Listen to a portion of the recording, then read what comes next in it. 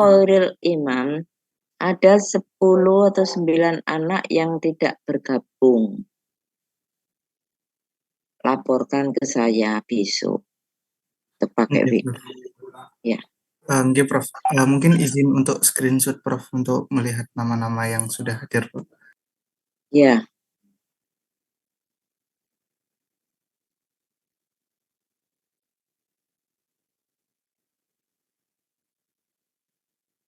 Sudah. Ini halaman pertama.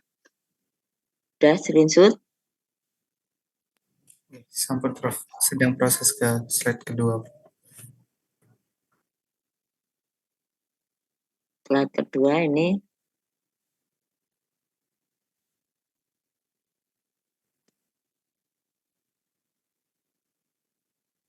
Slide ketiga.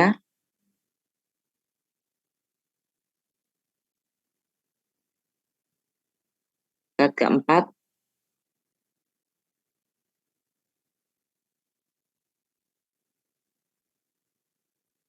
Slide kelima.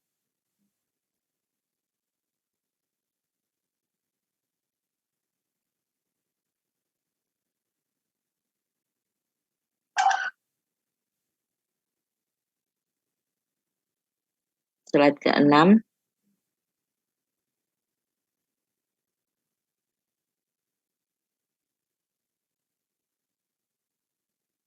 Sudah, Khairul?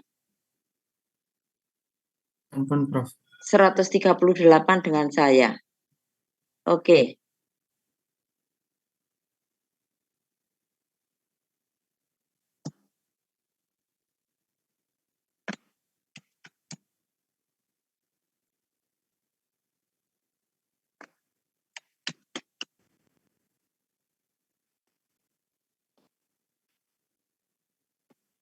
Sudah kelihatan ya slide saya? Kelihatan slide saya? Oke, Prof. Semuanya kelihatan? Sudah, Prof. Oke, saya mulai. Jadi hari ini materinya bukan desain ya, saya tukar. Desain nanti hari Senin yang akan datang. Penentuan desain itu materi baru. Dan saya yang akan memberikan. Karena materi desain itu sangat penting, banyak yang kesulitan waktu menentukan desain alat lepasan. Dan itu padahal di ujian kompetensi itu sering kali keluar.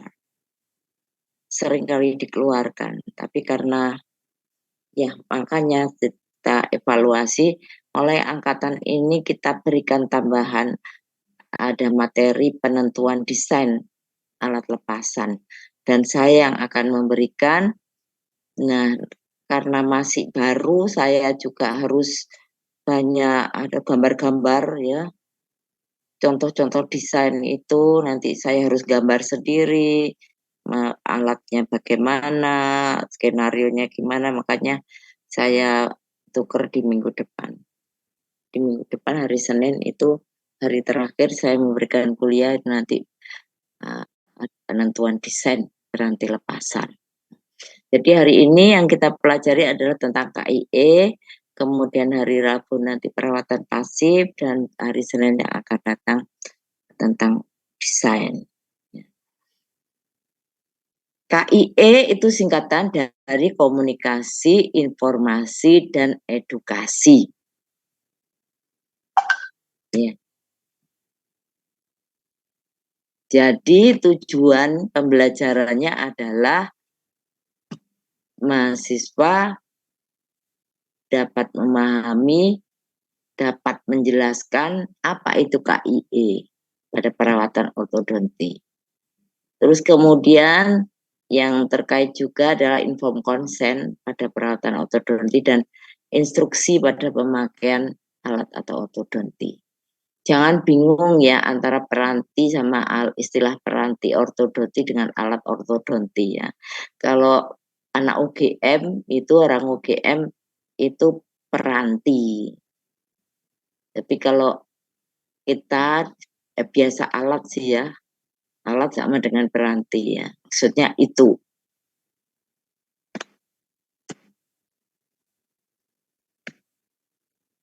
KIE dalam program kesehatan ditujukan untuk meningkatkan kepedulian dan mengubah sikap untuk menghasilkan suatu perubahan perilaku yang khusus, yang spesifik. Jadi KIE itu dilakukan untuk mengubah sikap sehingga menghasilkan perilaku yang tertentu seperti yang kita harapkan. Jadi pada saat penentuan rencana perawatan orto di klinik pada pasien itu nomor 1, rencana perawatan itu banyak tergantung dari kasusnya. Nomor 1 adalah DHE dan KIE. Nomor 2 ekstraksi apa, nomor 3 koreksi berdesakan anterior, mungkin nomor 4 koreksi protrusi, nomor 5 koreksi crossbite, dan seterusnya dan seterusnya. Jadi DHE dan KIE itu ada pada nomor 1 rencana perawatan. Ya. DHE nggak usah saya singgung, pasti sudah tahu semua. Ya. Karena DHE itu pada dasarnya sama. DHE pada bagian bedah mulut sama dengan konservasi. Tapi kalau KIE pada orto beda dengan KIE pada bagian bedah mulut, KIE pada bagian konservasi, itu sangat berbeda. Jadi kalau DHE itu, atau nanti kita lanjut dulu biar lebih ngerti dulu tentang KIE. Jadi KIE berarti berbagi informasi dan ide melalui cara-cara yang dapat diterima oleh komunitas dan menggunakan saluran atau metode maupun pesan yang tepat. Lebih luas dari pengembangan materi pendidikan atau edukasi. Jadi lebih luas karena meliputi proses komunikasi dan membangun jaringan komunikasi. Jadi tidak hanya sekedar memberi edukasi, tidak sekedar hanya kayak DHE kan namanya dental health education ya, jadi edukasi. Tapi kalau KIE ini ada unsur komunikasinya ini ya, yang penting. Di mana komunikasi ini harus nanti terjalin dengan baik. Ada timbal balik antara pemberi informasi dan penerima informasi. Jadi ada hubungan timbal balik yang intens ya. Jadi di sini dijelaskan KIE harus melibatkan partisipasi aktif dari target audience dan menggunakan metode maupun teknik yang familiar bagi audience. KIE merupakan alat yang penting dalam promosi kesehatan untuk menciptakan lingkungan yang mendukung dan penguatan alat-alat komunitas serta berperan penting dalam perubahan perilaku. Ini secara umum itu KIE.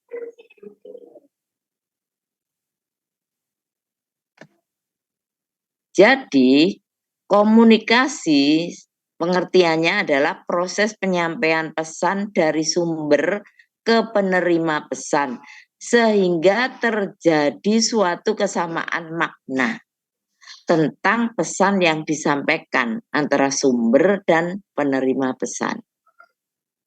Setiap kegiatan komunikasi minimal harus dapat menghasilkan terjadinya kesamaan makna. Komunikasi yang menghasilkan kesamaan makna adalah komunikasi yang efektif. Komunikasi adalah tentang pertukaran informasi, berbagai ide dan pengetahuan. Berupa proses dua arah di mana informasi, pemikiran, ide, perasaan atau opini disampaikan atau dibagikan melalui kata-kata, tindakan maupun isyarat untuk mencapai pemahaman bersama. Komunikasi yang baik berarti bahwa para pihak terlibat secara aktif. Itu komunikasi. Sedangkan informasi adalah suatu pesan yang disampaikan oleh komunikator kepada komunikan yang berupa data, fakta, rumusan, gagasan, konsep, kebijakan, aturan, standar, norma, pedoman, atau acuan yang diharapkan. Ya, informasi hanya berupa data ya, tapi kalau komunikasi itu memang harus ada dua belah pihak.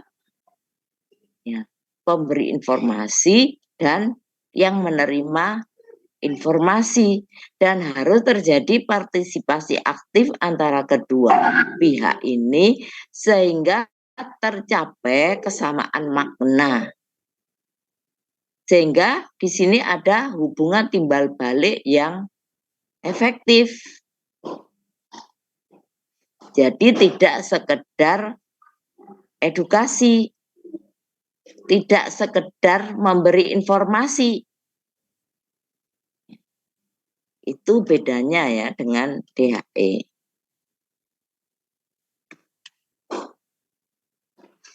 Jadi nanti pada perawatan orto, kalau DHE itu sama dengan bagian lain. DHE itu terkait dengan pemberian edukasi tentang kesehatan gigi dan mulut, bagaimana menjaga kesehatan gigi dan mulut, bagaimana supaya tidak terjadi penyakit karies dan penyakit periodontal, bagaimana cara membersihkan gigi supaya sehat, bagaimana makanan yang bisa diolah, makanan yang bisa dikonsumsi. Nah, itu DHE.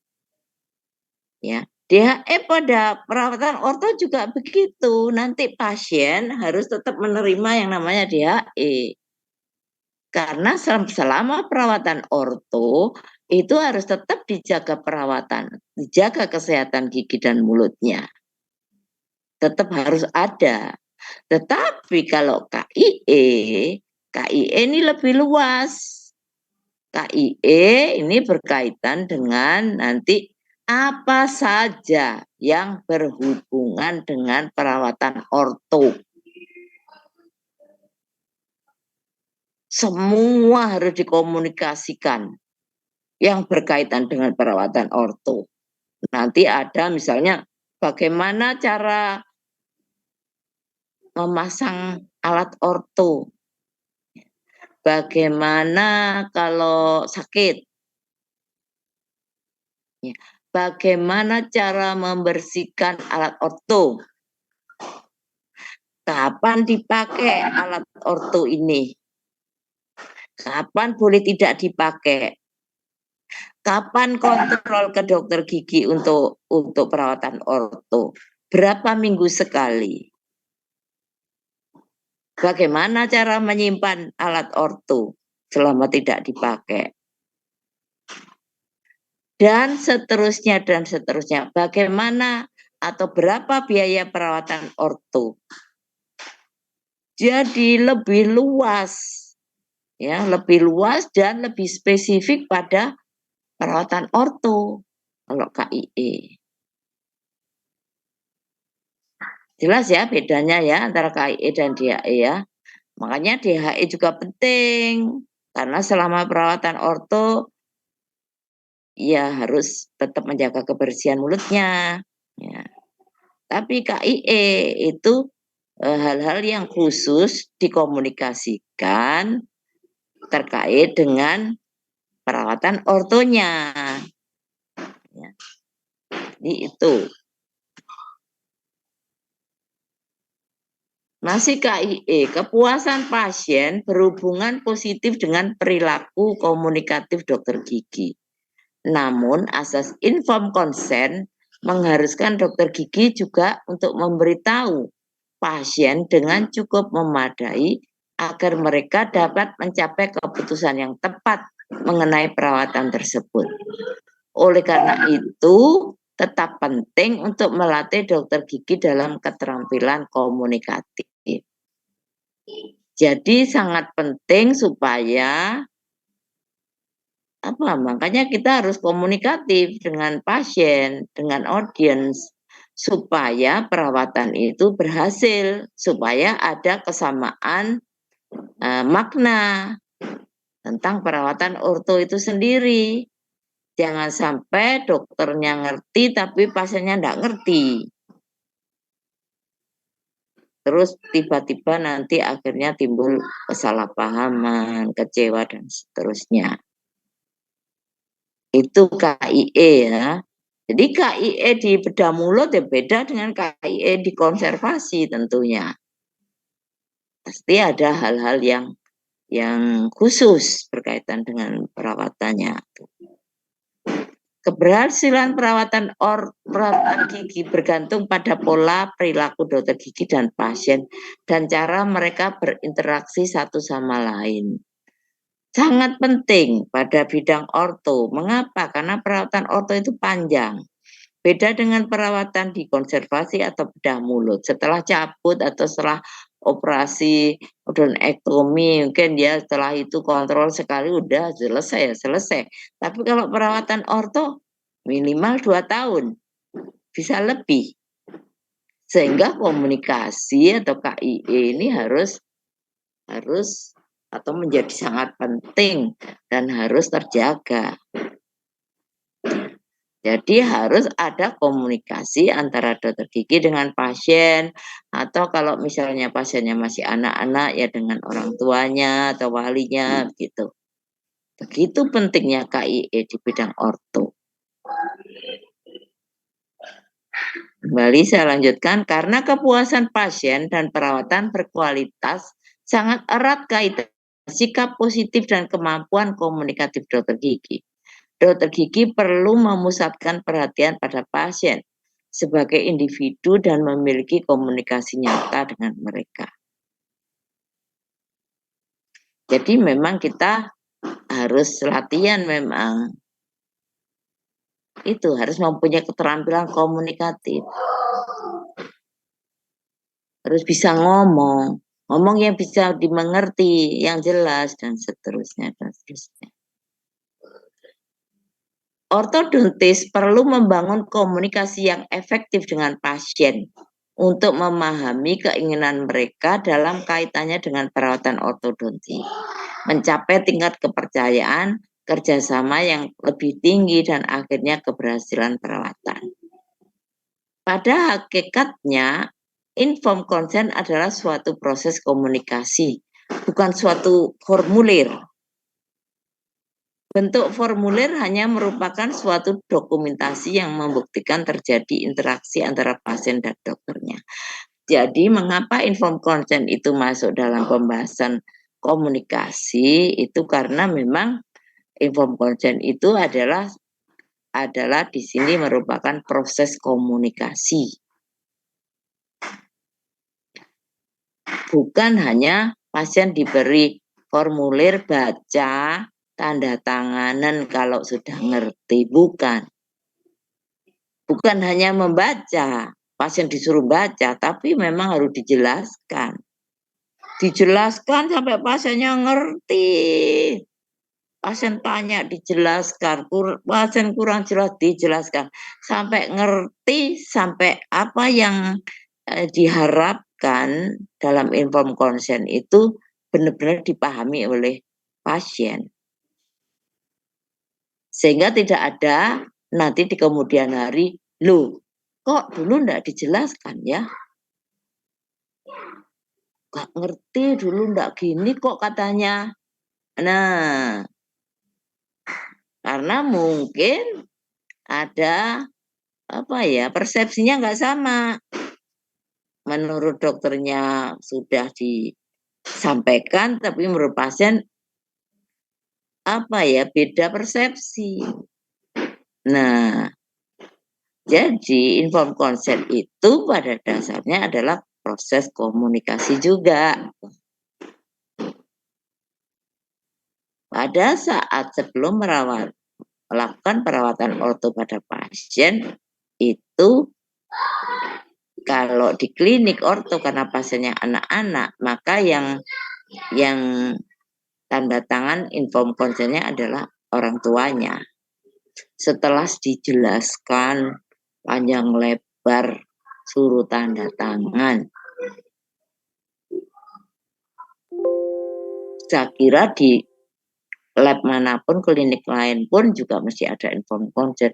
Mau cabut, tanda tangan inform konsen. Mau tembel, tanda tangan inform konsen. Ya. Jadi inform konsen itu penting untuk perlindungan pasien maupun perlindungan dokternya. Sama-sama menguntungkan. Jadi, inform konsen merupakan suatu perjanjian kesepakatan antara pihak tenaga kesehatan dengan pasien. Secara etimologis perjanjian yang dalam bahasa Arab diistilahkan mu'abadah, ittifaq, akad atau kontrak dapat diartikan sebagai suatu perbuatan di mana seseorang atau lebih mengikatkan dirinya terhadap orang lain atau lebih. Menurut peraturan pemerintah nomor 32 tahun 96 tentang tenaga kesehatan, memberikan penjelasan tentang hak-hak pasien yang terdapat pada pasal 22 di mana terdapat hak untuk informasi dan persetujuan atau inform consent.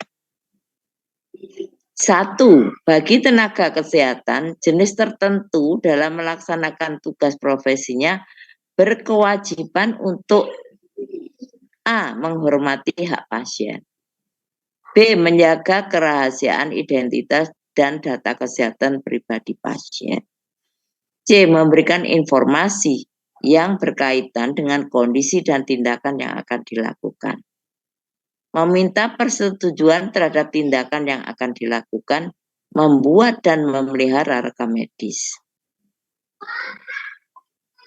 Pelaksanaan ketentuan sebagaimana dimaksud dalam ayat 1 diatur lebih lanjut dengan peraturan menteri. Di masalah inform konsen dalam Undang-Undang Praktek Kedokteran nomor 29 tahun 2004 terdapat dalam pasal 45 tentang persetujuan tindakan kedokteran atau kedokteran gigi ayat 1 sampai 6 yang berisi 1. Setiap tindakan kedokteran atau kedokteran gigi yang akan dilakukan oleh dokter atau dokter gigi terhadap pasien harus mendapat persetujuan. Persetujuan sebagaimana dimaksud pada ayat 1 diberikan setelah pasien mendapat penjelasan secara lengkap. Penjelasan sebagaimana dimaksud pada ayat 2 sekurang-kurangnya mencakup diagnosis dan tata cara tindakan medis.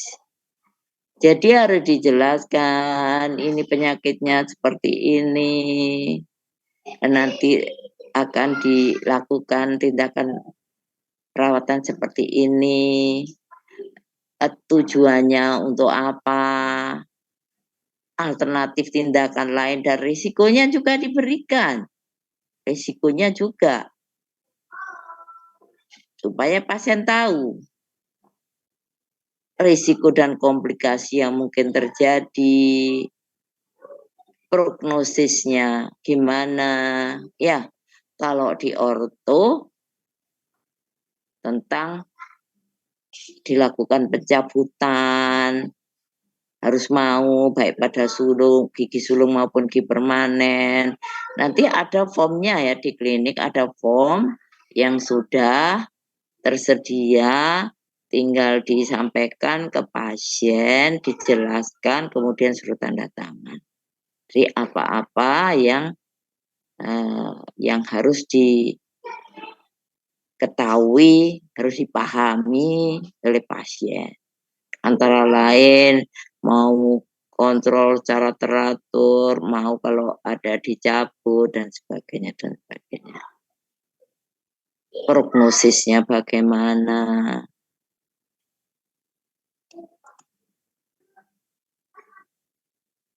Persetujuan sebagaimana dimaksud pada ayat 2 dapat diberikan baik secara tertulis maupun lisan. Ya, aturannya sih bisa lisan juga, tapi kalau menurut saya lisan itu kan riskan ya. Mendingan tertulis kan gitu. Atau tertulis dan lisan gitu. Setiap tindakan kedokteran atau kedokteran gigi yang mengandung risiko tinggi harus diberikan dengan persetujuan tertulis yang ditandatangani oleh yang berhak memberikan persetujuan. Ketentuan mengenai tata cara persetujuan tindakan kedokteran atau kedokteran gigi sebagaimana dimaksud pada ayat 1, 2, 3, 4, dan 5 diatur dengan peraturan menteri.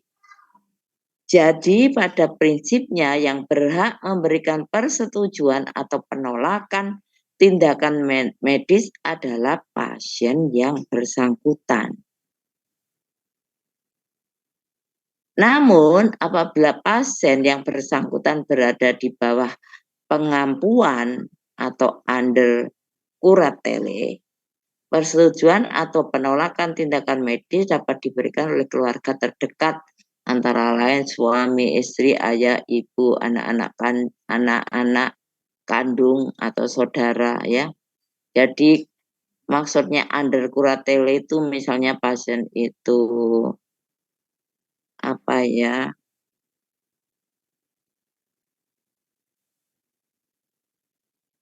tidak mampu untuk mandiri dalam keadaan jiwanya tidak sehat, itu adalah di bawah pengampuan. Lemah, pasiennya kondisi lemah mental maupun lemah jasmani itu under kuratele, maka boleh diberikan pada keluarga terdekat.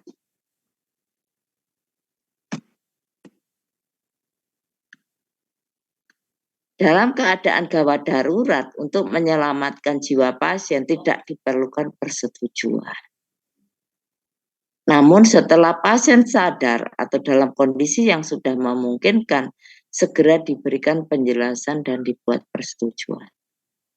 Dalam hal pasien adalah anak-anak atau orang yang tidak sadar, maka penjelasan diberikan kepada keluarganya.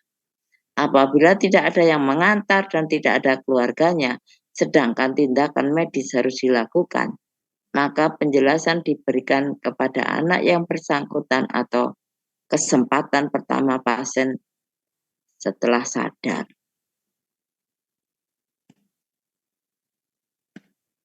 Penjelasan hendaknya diberikan dalam bahasa yang mudah dimengerti, karena penjelasan merupakan landasan untuk memberikan persetujuan. Aspek lain yang juga sebaiknya diberikan penjelasan yaitu yang berkaitan dengan pembiayaan. Nah, ini yang saya katakan tadi.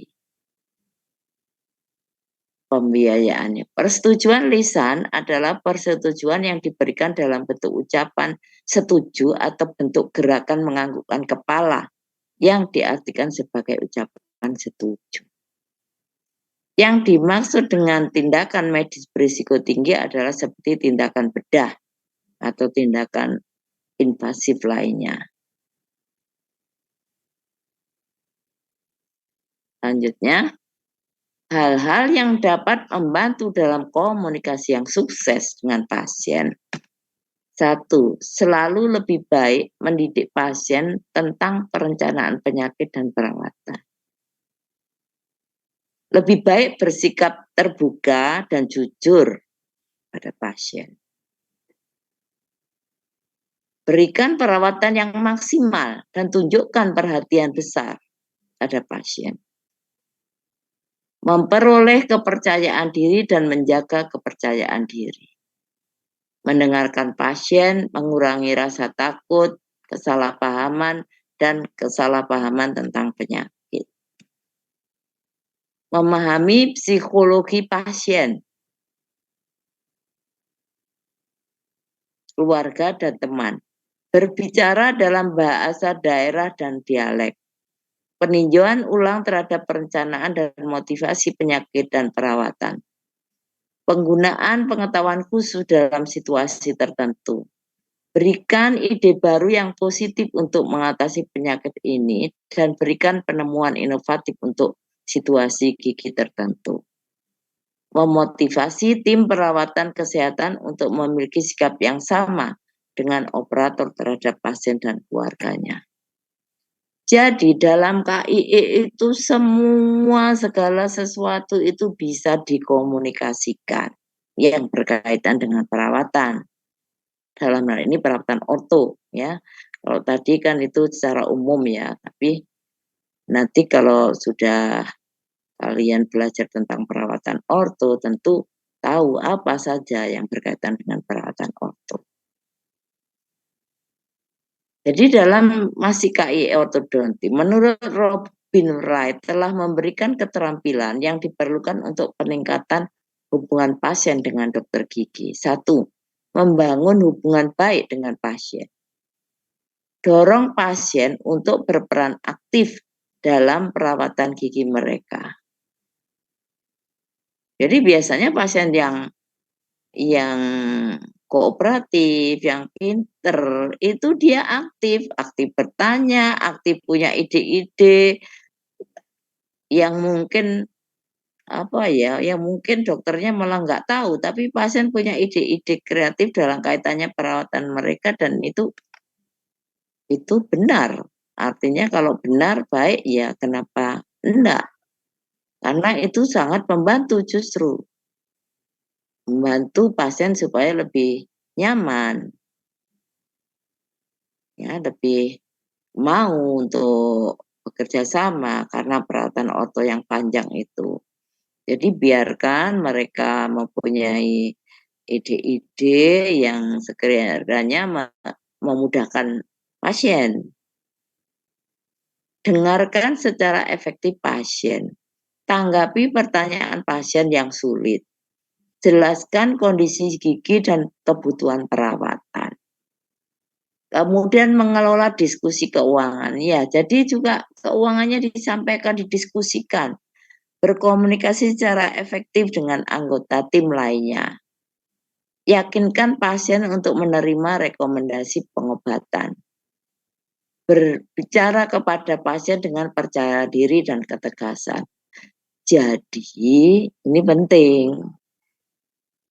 Kita harus bisa meyakinkan pasien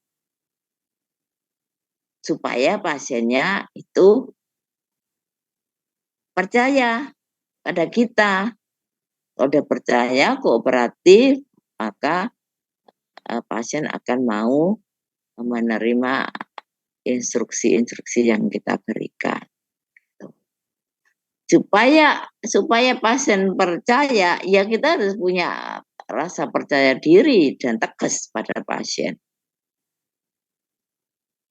Ya kalau kita nggak percaya diri ya pasiennya ya nanti malah khawatir. Iki ndak bener ndak. Harus tegas. Selesaikan konflik dengan anggota tim ya. Jadi tim itu maksudnya ya biasanya kan ada tim perawatnya dan sebagainya.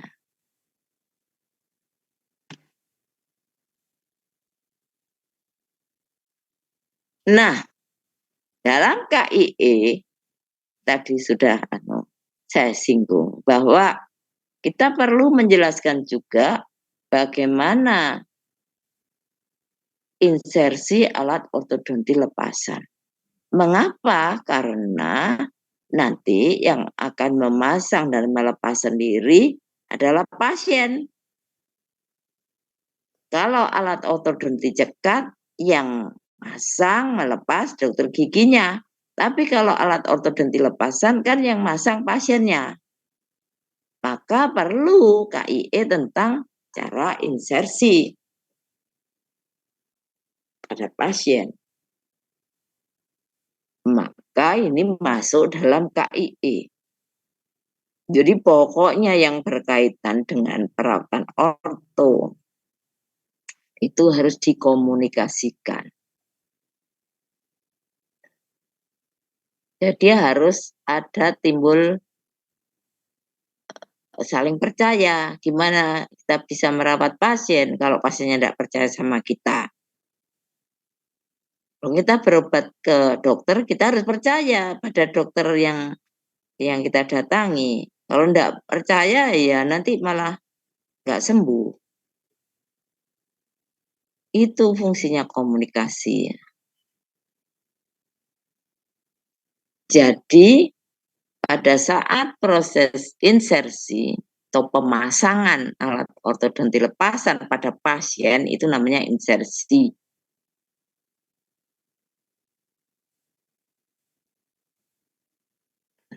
Yang pertama periksa kecocokan alat pada model.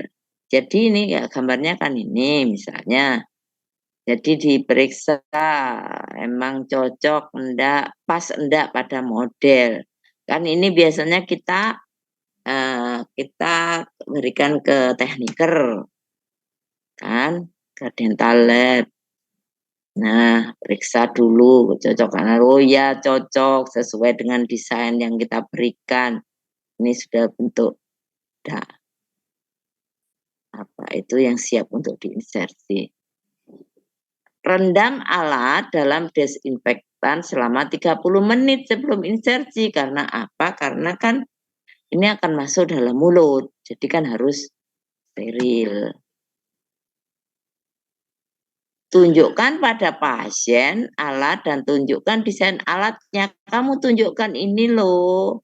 Nanti ada kawatnya di sini. Ini untuk ini untuk menggerakkan gigi ke sini karena giginya gingsul dan sebagainya dijelaskan. Karena pasien harus tahu duduknya kelamer itu harus tepat. Jangan keliru nanti masangnya. Keliru masangnya gigi yang digerakkan mestinya gigi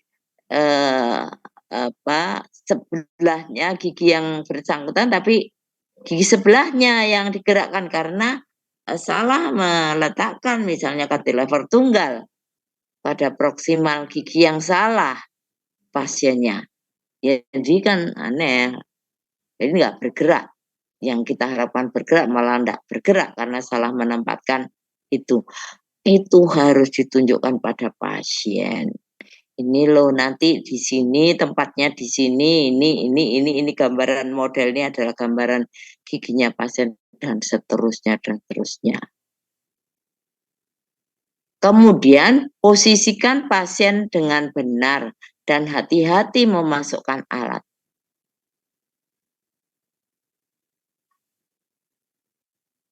Saat memasang alat harus berhati-hati untuk memastikan kelamer ditempatkan pada posisi yang benar.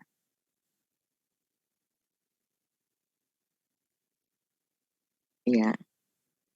Plat akrilik harus duduk tepat di atas palatum, artinya nempel ya.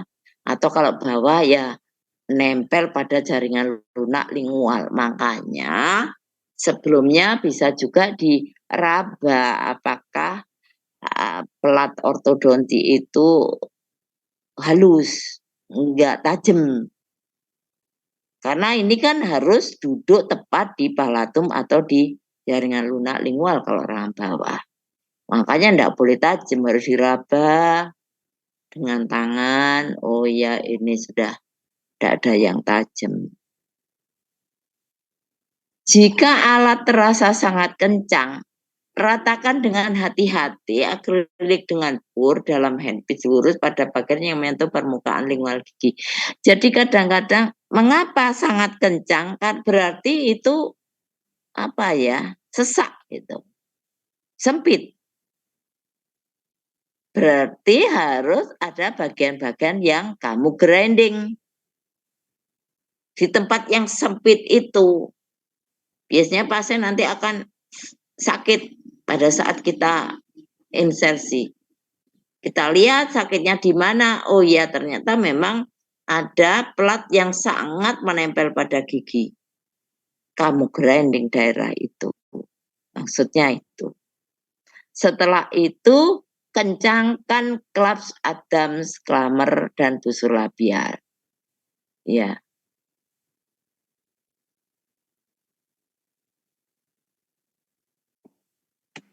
Maksudnya di-adjust. Setelah semua penyesuaian dilakukan dengan bantuan cermin, instruksikan kepada pasien cara memasukkan dan melepaskan alat.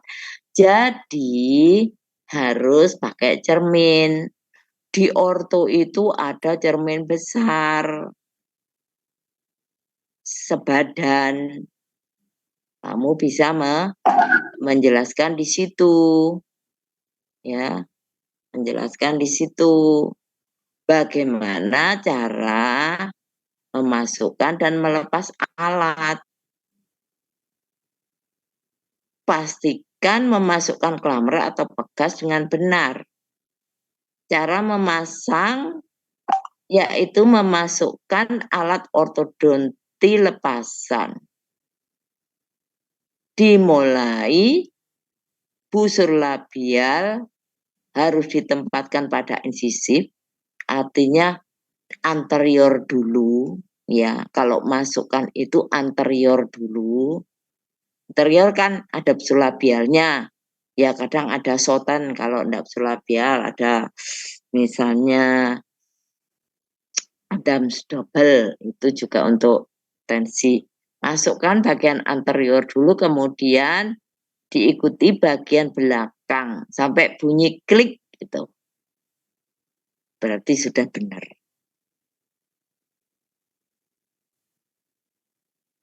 Ya. Jadi bukan belakang dulu, bukan daerah molar dulu, tapi daerah anterior dulu. Kemudian menggunakan tekanan yang lembut pada kawat labial, kawat lingual, dan akrilik masing-masing. Konfirmasikan tempat duduk alat secara visual dan lisan dengan menanyakan pada pasien. Sudah enakkah? Jadi kan kamu nanti udah masuk, pelatnya nempel pada palatum kalau atas, kalau bawah pada lingual. Terus tanyakan ke pasien, sudah enak? Ada yang sakit enggak? Ada yang nekan enggak? Ada yang terasa kencang enggak? Ada yang terasa sempit enggak? Sesak enggak? Gitu.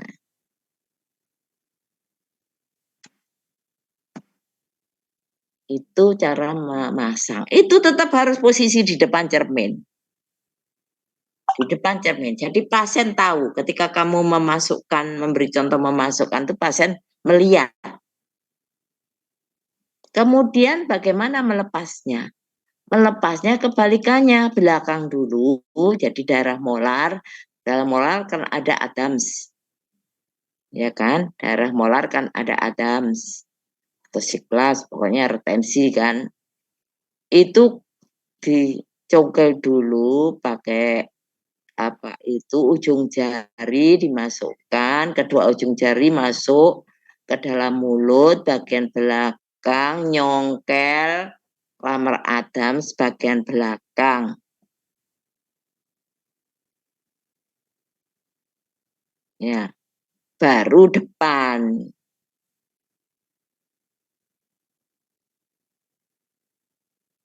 Ya, dicongkel ke bawah dan ke depan. Mencegah menggunakan lidah mereka atau menarik busur labial. Ya, jangan pakai lidah. Ulangi instruksi sampai pasien dengan percaya diri cara memasukkan dan melepaskan alat mereka ngerti. Beritahu pasien untuk menjaga agar alat tetap aman saat tidak di dalam mulut. Jadi itu adalah KIE, cara insersi, cara memasang dan melepas alat ortodonti lepasan di pasien di klinik orto. Jadi dilatih terus di sampai ngerti pasiennya, sampai pasiennya ngeh ini loh apa itu, sampai bener letaknya cantilever tunggal itu ada di mana. Dengan tentu saja bahasa-bahasa awam. Oh, jangan Jangan bilang nanti cantilever tunggalnya harus di sini ya, nggak ngerti. Ya, dengan bahasa yang bisa dimengerti ya bilang aja kawat. Kawat ini ada di sini. Tadi makanya sebelum dipasang kan dijelaskan di sini tempatnya. Nanti ketika di dalam mulut ya di sini. Jangan di tempat lain. Karena fungsinya untuk menggerakkan gigi ini dijelaskan sampai ngerti.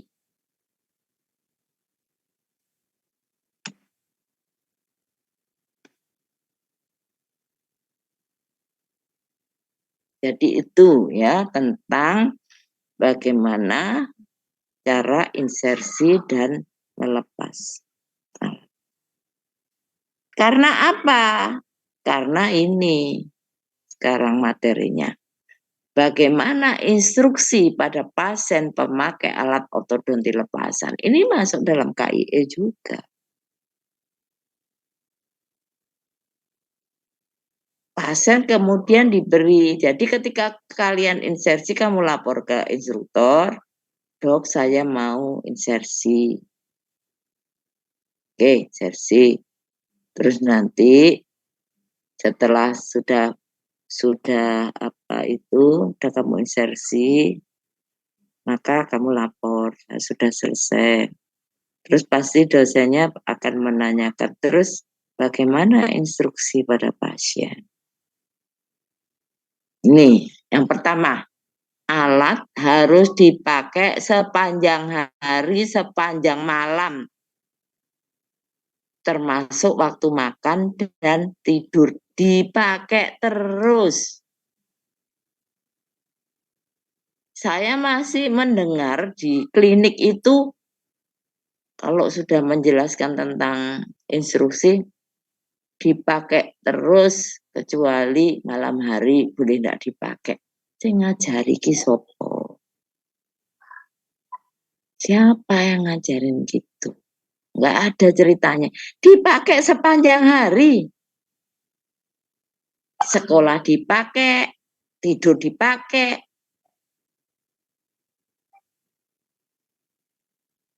Dan nanti ada kecualinya. Ini saat bermain olahraga, kontak atau berenang disarankan alat dilepas dan tempatkan dalam wadah yang aman. Setelah olahraga alat harus dipakai kembali. Sekiranya waktu olahraga mengganggu, alat itu boleh dilepas. Setelah itu ya pakai kembali.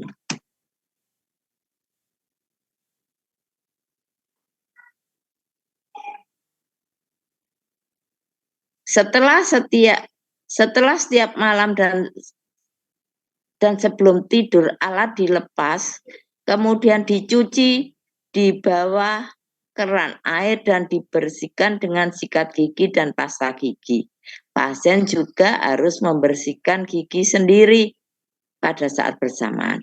Jadi pada saat pasien membersihkan atau menyikat giginya, maka alat orto itu dilepas, ikut dibersihkan. Ikut dibersihkan.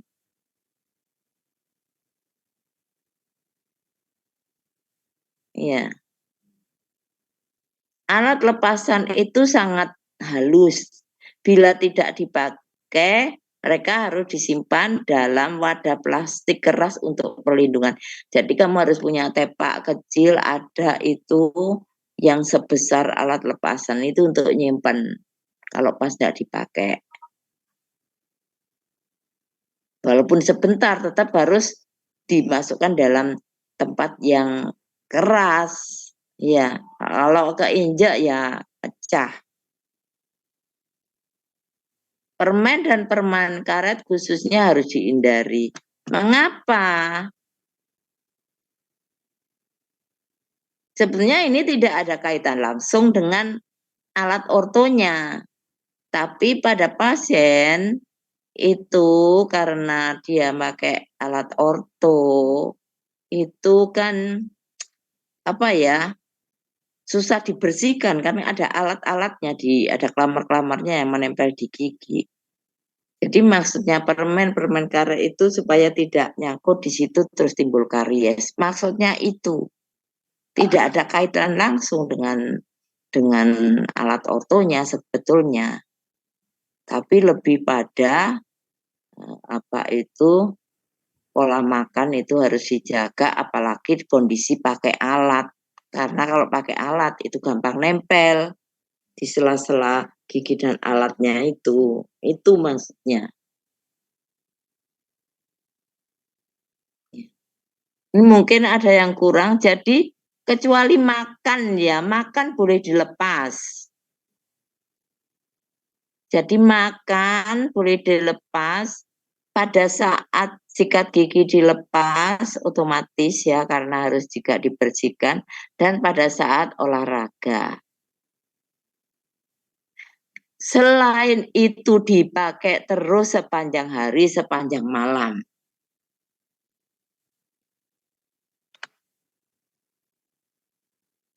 Paham ya? Setelah alat pertama kali dipasang, mungkin terasa sedikit sakit. Enggak nyaman. Ada barang masuk di dalam mulut. Sakit ini akan hilang setelah 1 atau 2 hari. Namun jika sakit berlanjut, hubungi dokter.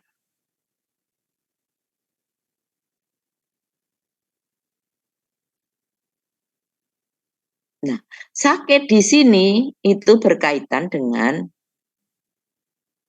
alat kelamer-kelamernya itu yang menggerakkan gigi itu mulai bekerja. Sakit memang. Walaupun ya ini apa itu tergantung ya kalau pasiennya enggak terlalu sensitif ya bilangnya enggak apa-apa. Tapi kalau sakit itu wajar. Ketika gigi digerakkan, ketika kelamer-kelamer aktif itu bekerja, mendorong gigi pada apa itu area yang kita harapkan, akan terasa sakit. Jadi ketika sakit, pasien jangan disuruh melepas. Bilang bahwa sakit itu hanya berlaku 1-2 hari untuk penyesuaian saja. Setelah itu meskipun giginya didorong lagi, diaktifasi lagi, digerakkan lagi, enggak sakit karena udah biasa gitu ya. Bilang ke pasien bahwa sakit itu adalah hal yang biasa terjadi, bahkan harus ya, karena berarti giginya bergerak. Jadi jangan pas sakit suruh dilepas, padahal itu ada proses gigi bergerak. Paham ya? Kalau sudah terbiasa, nanti aktivasi berikutnya itu hanya berlangsung 1-2 hari. Setelah itu ya biasa. Nanti kunjungan lagi 2 minggu datang lagi, kita aktivasi lagi, kita gerakkan lagi alatnya, itu ya nggak apa-apa, nggak sakit. Karena memang perlu adaptasi dan tergantung dari memang sensitif tidaknya pasien ya. Namun jika lebih dari 2 hari masih sakit, nah itu boleh dilepas dan hubungi dokter, hubungi instrukturnya, operatornya.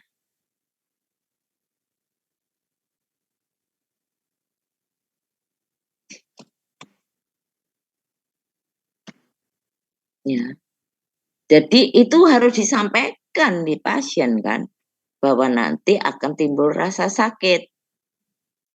Tapi kalau lebih dari 2 hari sakitnya berlanjut, boleh dilepas, kan pasiennya udah diajari cara melepas, boleh dilepas terus nanti datang untuk dilaporkan.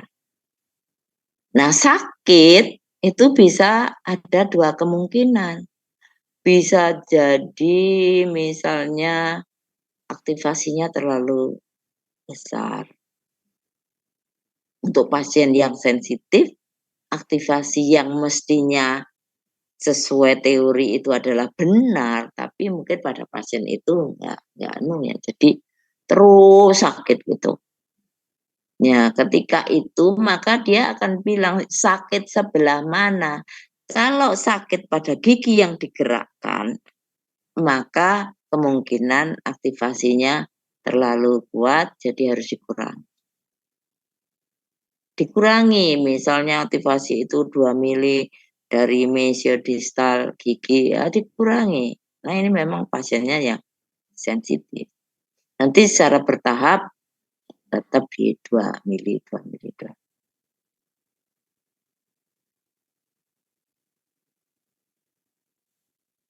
Ya. Tetapi kalau yang sakit itu pada daerah retensi, Adams misalnya, sakitnya di situ. Kalau di situ kan sakitnya berarti bukan karena giginya yang bergerak, karena Adams kan untuk sebagai kelama retensi. Tidak ada aktivasi, tidak ada gerakan gigi dengan Adams. Maka mungkin kamu ngejasnya Adams itu terlalu kencang. Nanti saya jelaskan waktu scale up-nya. Kalau terlalu kencang kamu ngejasnya, jadi pada dasarnya kelama retentif itu pasif, tapi retentif. Bukan aktif dan retentif, bukan. Jadi pasif. Artinya ya tidak aktif, tidak melakukan penekanan. Tapi dia retentif, tidak mudah lepas karena memang fungsinya retensi itu kan supaya alat tidak lepas. Jadi alat tidak mudah lepas, tidak sakit, tidak terlalu menekan pada gigi pasien itu ya. Kalau terjadi sakit itu pada daerah retensi ya kamu kurangi, kamu adjust supaya tidak terlalu yang kerem gitulah. Kadang-kadang kan gitu saking pengennya supaya retentif ngejasnya kebelabasan sampai sakit. Iya kamu enak, tapi yang merasakan pasiennya itu kan kesakitan. Jadi dilihat sakitnya itu di mana.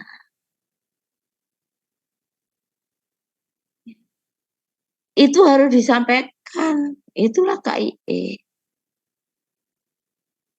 Oh, nanti kalau sakit ini intinya begitu. Kalau sakitnya pada gigi yang digerak ini biarkan itu biasa giginya mulai bergerak. Disampaikan ke pasien. Tapi kalau sakitnya melebihi itu pada gigi yang digerakkan atau sakitnya pada daerah retensi, maka tentu itu bukan hal yang wajar.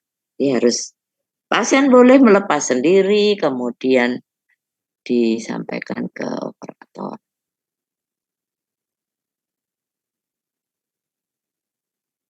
Ini dengan alat baru lanjut ya, mungkin ada kesulitan bicara. Iya, pelo biasanya pada saat apa itu alat dimasukkan itu kadang karena apa ya baru seolah-olah penuh gitu. Bicara susah pelo. Biasa itu. Maka akan hilang dalam beberapa hari. Sampaikan. Kadang air liurnya banyak gitu. Karena ada bahan asing kan. Ya ini juga akan hilang kalau dipakai terus. Jadi ini kan perlu disampaikan ke pasien. Nah kalau kamu nyampaikannya pokoknya ada ndak nyaman lepas aja. Ya kapan adaptasinya? Ini kan butuh waktu. Lama-lama hilang, kayak lagi lama-lama hilang, lama-lama ndak pelu, lama-lama tidak apa bersalivasi dan sebagainya. Ya.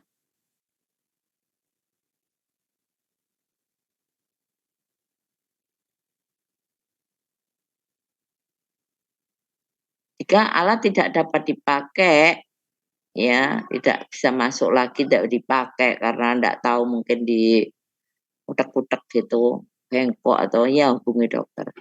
Jika alat order tidak dipakai seperti yang diinstruksikan, berarti perawatan tidak akan berhasil dan perawatan dapat dihentikan.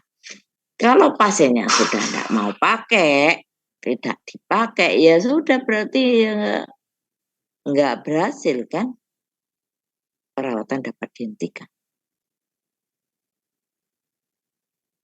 Kemudian pasien memakai alat ortodontis, setiap kontrol, menjaga kunjungan normal ke dokter gigi keluarga untuk kelanjutan perawatan gigi secara teratur.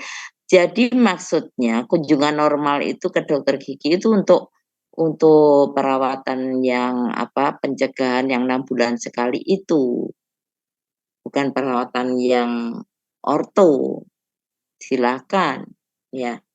Jadi jangan karena perawatan orto kemudian yang perawatan rutin 6 bulan sekali itu diabaikan. Terus kontrol 2 minggu sekali. Kontrol 2 minggu sekali.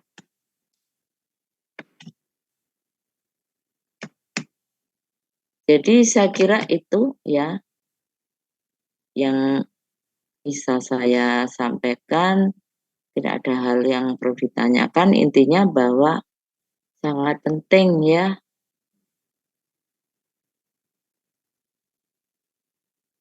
Sangat penting KIE ini.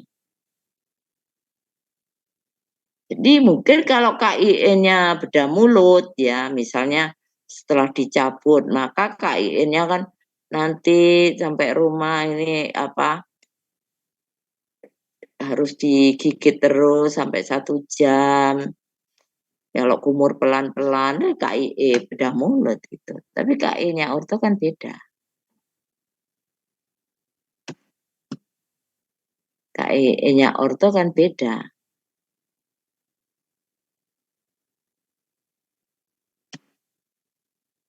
Jadi tadi sekali lagi saya katakan bahwa DHE dan KIE itu ada pada nomor 1 di rencana perawatan. Nanti kalau waktu rencana perawatan kebetulan saya yang berikan ada contoh kasus gitu, rencana perawatannya nomor 1 DHE dan KIE. Itu maksudnya. Jadi kalau DHE itu berkaitan dengan bagaimana mengedukasi supaya menjaga kebersihan gigi dan mulutnya kan tetap orto harus. Malah harus lebih intensif menjaga kebersihannya. Karena pakai alat itu, apalagi kalau alat cekat, itu kan sulit membersihkan. Jadi DHE itu tetap. Jangan sampai giginya berhasil tapi kemudian lubangnya banyak, karang giginya banyak kan. Tetap harus semua sehat. Itu lingkup DHE. Tapi kalau KIE sekali lagi berkaitan langsung dengan perawatan orto secara khusus. Semua hal yang berkaitan dengan perawatan orto, mulai dari diagnosisnya disampaikan, macam perawatannya, Bu, ini perlu pencabutan karena ini, kan macam perawatan. Bu, nanti rencana perawatannya seperti ini, pakai alat atas bawah ini begini untuk menggerakkan ini disampaikan semua.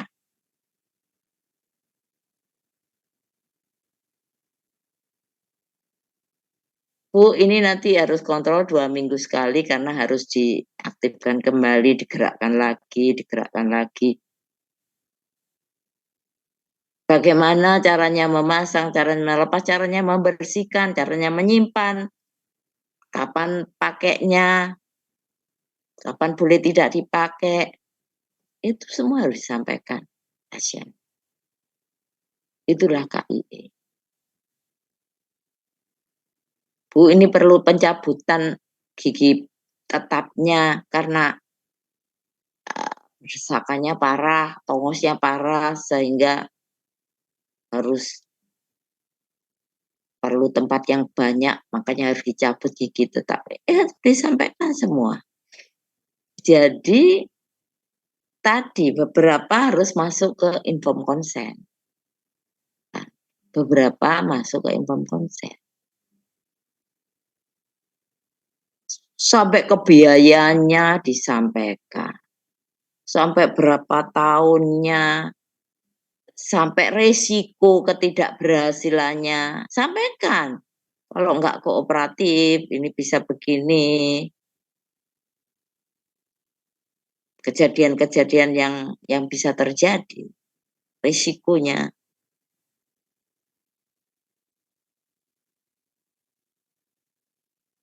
Semakin jelas, semakin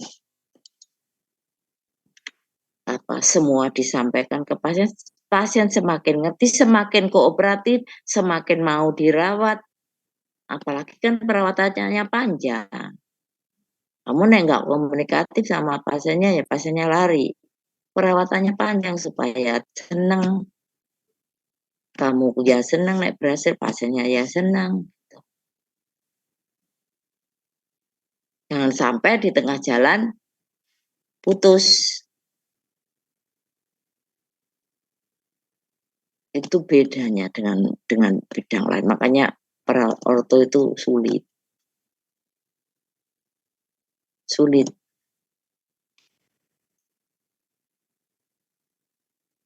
Bagaimana kamu harus memanage pasien sampai mau sama kamu 2 tahun, 1 tahun, 2 tahun. Nanti kalau tidak selesai harus ditransfer ke adik kelas, jadi panjang lagi. Bagaimana pasiennya harus mau pakai supaya ada progres dan seterusnya dan seterusnya. Mungkin ada pertanyaan?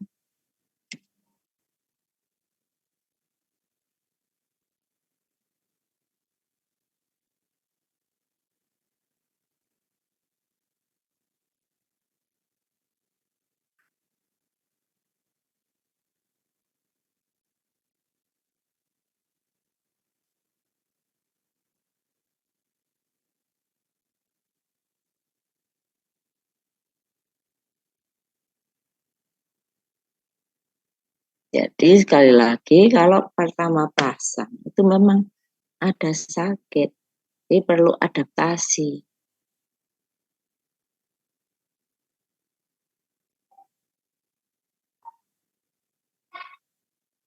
Ya, nanti kan ada pelajarannya bagaimana cara insersi, bagaimana cara aktivasi, bagaimana cara mengejas, itu ada di skill lab.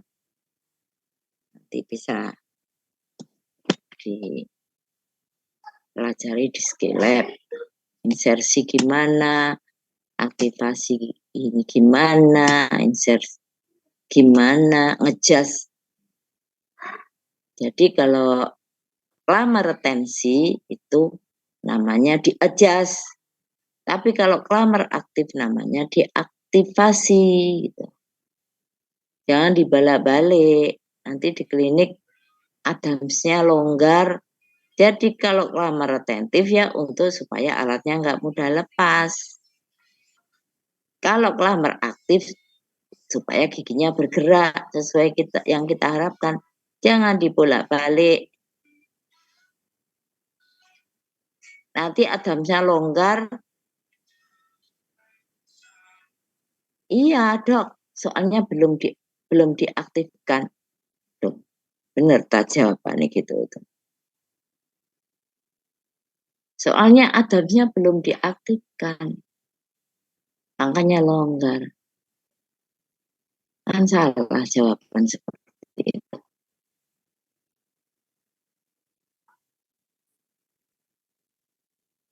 Ya, jadi nanti makanya kita bisa memperdalam lagi pada saat skill lab. Bagaimana ngecek oh ini sudah retentif. Pasien saya ini alat ortonya sudah retentif. Jadi ketika insersi pertama itu harus retentif. Alatnya duduk pada tempat yang seharusnya. Setelah retentif, alat kelamar-kelamar aktifnya duduk pada tempatnya, baru kita aktivasi. Yang diaktifasi mana ya? Kelamar aktifnya. Karena kan sudah retentif tadi. Kan sudah itu retensi tadi kan untuk supaya alatnya tidak mudah lepas itu. Dan retensi itu ada di anterior dan posterior. Nanti kita lihat pada saat penentuan desain.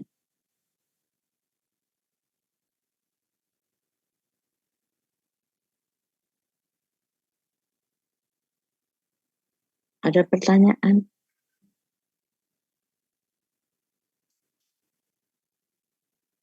Paham ya?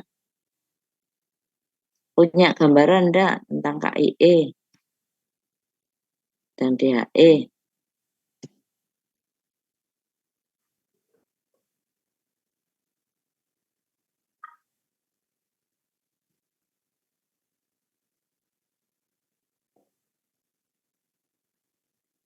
Jadi semua kuliah, semua materi itu akan semua terpakai di klinik.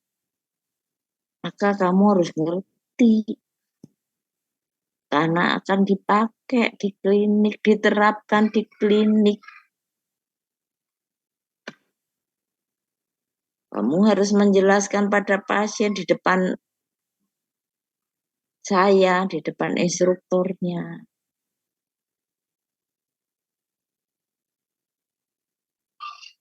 Bagaimana menjelaskan KIE pada pasien.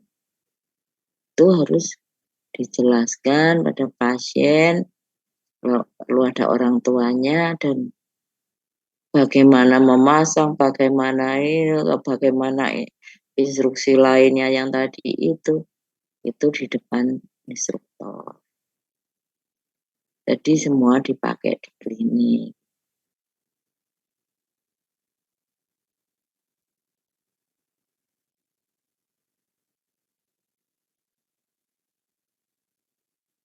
Ada pertanyaan? Sudah berapa jam saya ya? Jam 8. Lebih ya, sudah mulai jam. Oh, enggak ya, baru 1,5 jam ya. Ya, silakan. Kalau enggak ada, kita akhiri. Jadi untuk Rebu pagi itu presensi aja ya. Kita bisa enggak Rebu malam untuk materi kedua. Rebu pagi itu ada kuliah pakar orto. Kalian kan harus ikut juga kalau enggak salah. Boleh ikut apa?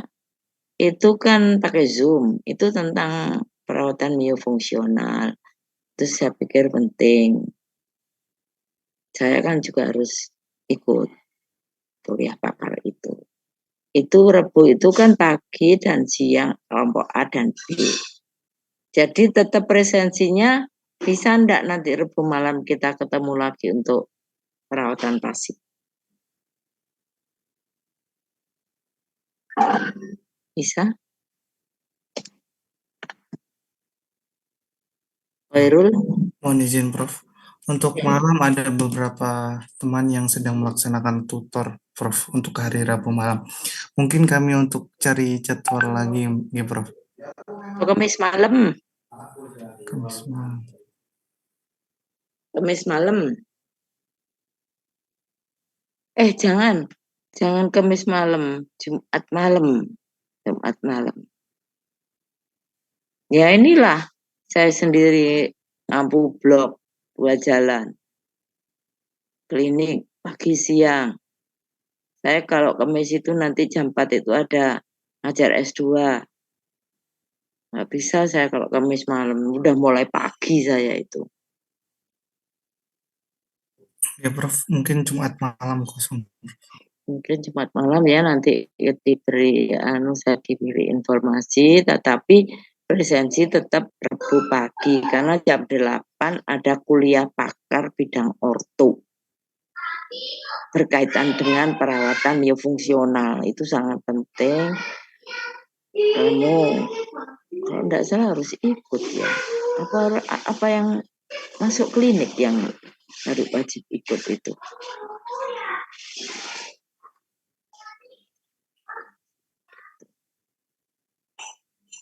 Itu ya. Kalau tidak ada pertanyaan bisa saya akhiri. Atau pertanyaannya disimpan nanti waktu hari Jumat malam kita sebelum mulai bisa ada tanya jawab terkait dengan KIE. Jadi nanti saya kasihkan ke perwakilan, jangan pakai materi saya yang tahun lalu karena sudah saya edit. Saya setiap tahun ngedit. Nanti apa itu saya kasihkan ke Khairul ya, anunya materi saya. Jangan pakai materi saya yang tahun lalu. Pokoknya pinjem gitu ini. Pasti saya evaluasi mungkin supaya lebih jelas kalimatnya, sebagainya lebih lengkap gitu.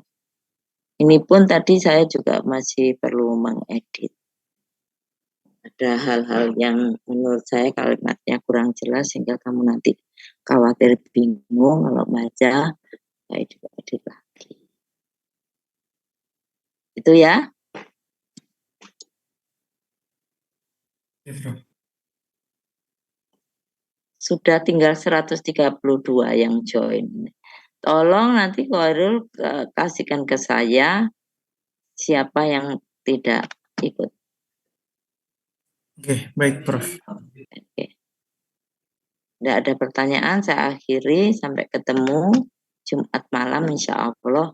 Assalamualaikum warahmatullahi wabarakatuh. Waalaikumsalam.